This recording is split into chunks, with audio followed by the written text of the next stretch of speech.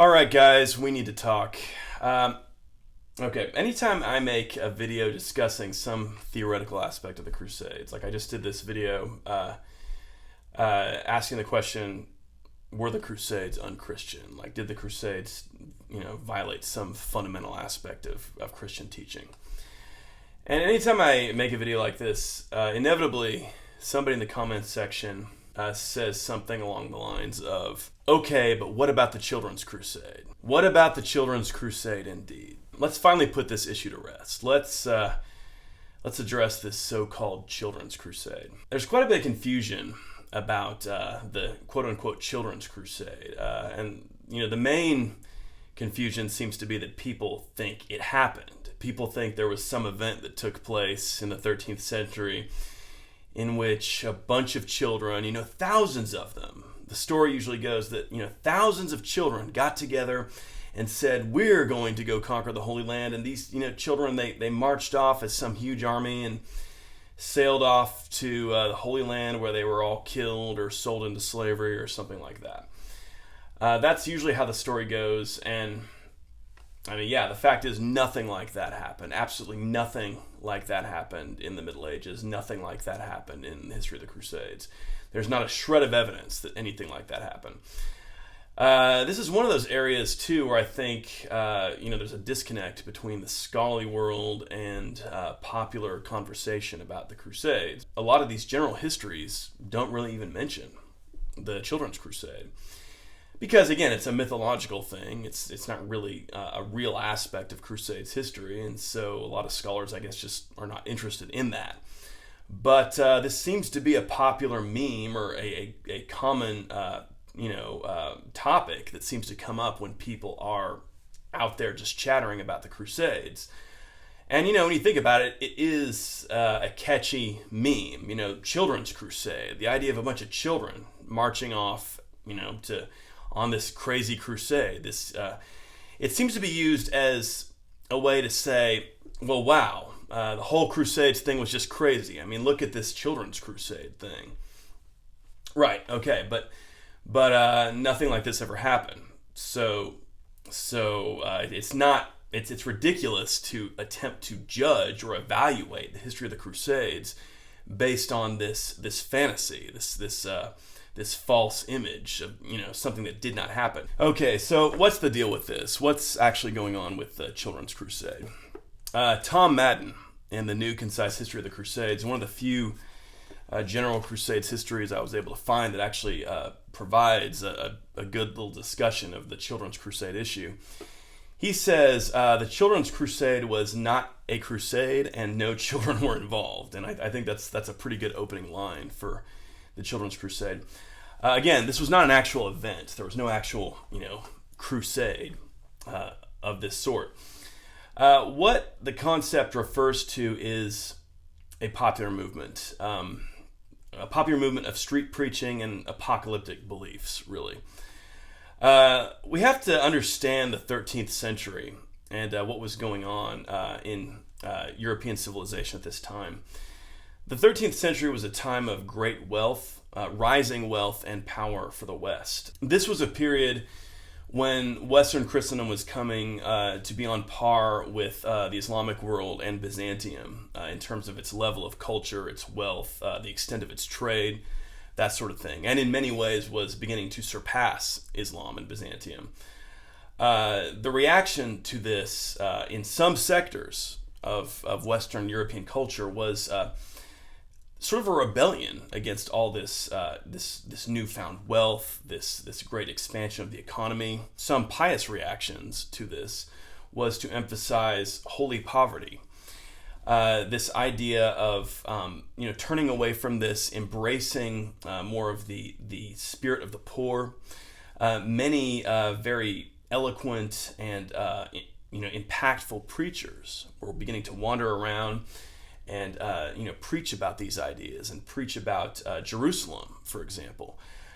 People were very concerned about Jerusalem. There's this myth, I think, that the Crusades movement and this attempt to capture the Holy Land was some kind of peripheral concern of European civilization, that maybe, your average person was not really attuned to this, but really your average person was where the feelings for this sort of thing, were strongest.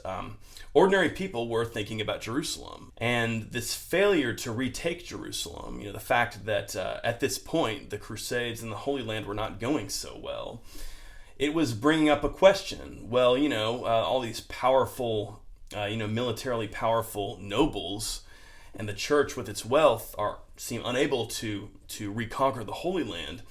Is God going to use the poor and the humble to do this instead? So this was the subject of street preaching. This was the subject of popular feeling in some sectors.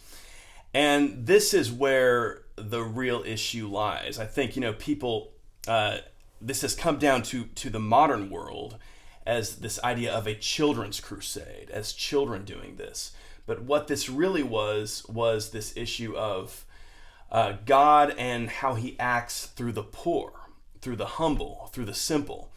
This is a reoccurring theme in Christian ideology. It's this idea that the meek shall inherit the earth. I mean, Christ himself was born as an impoverished babe in a manger. He didn't come into the world as some sort of great conquering warrior.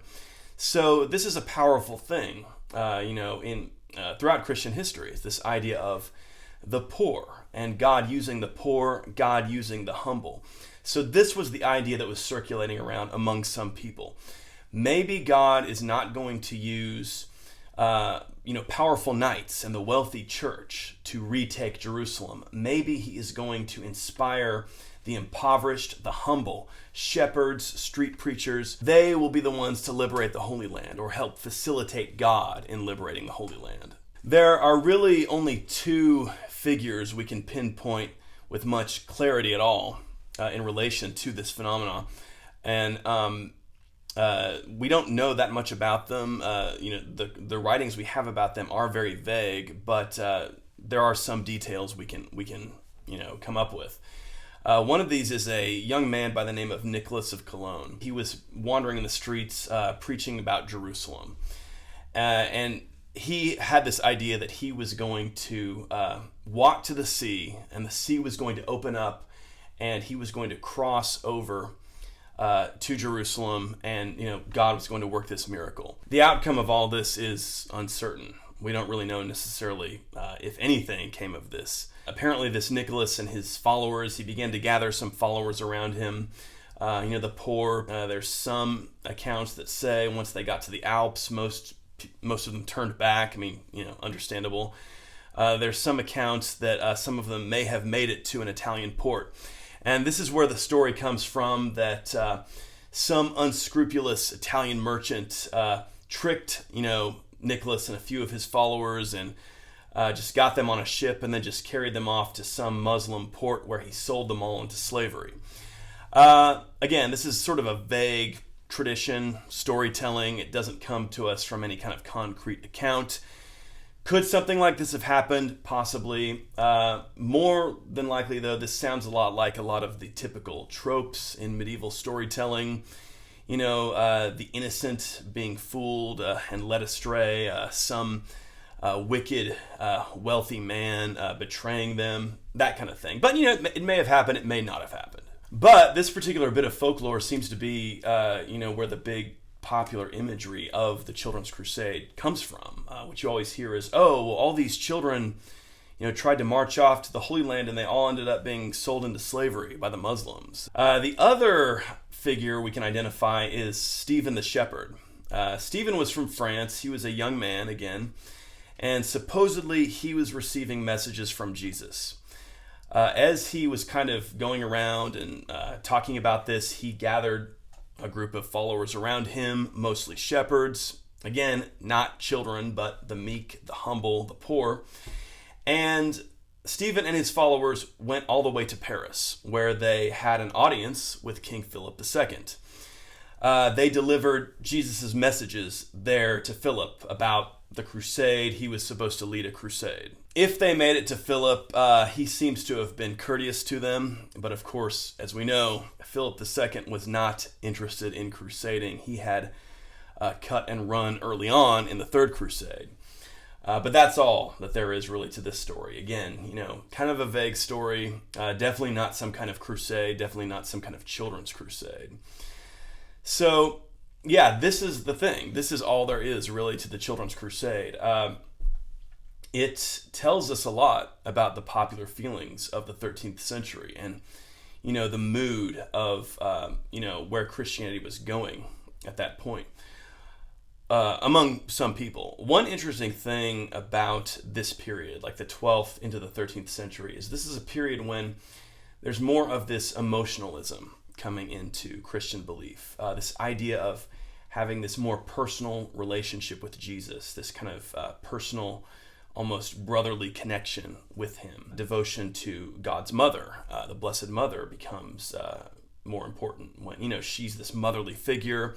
This is a very, something that kind of touches human beings in a very intimate way. This idea of connection to Christ's mother. She's our mother as well. All of this. Interestingly, this is really where the origin of this more emotional, more personal idea about Jesus seems to come from. So I hope you guys found that interesting. I do think it's important for us to finally put to rest this idea of the Children's Crusade, this silly myth that a large army of children marched off to the Holy Land. No, that did not happen. Another reason that this became more of a common thing is that increasingly during this period, Crusades were traveling via ship. They were not taking the overland route that they had taken during the First and Second Crusade.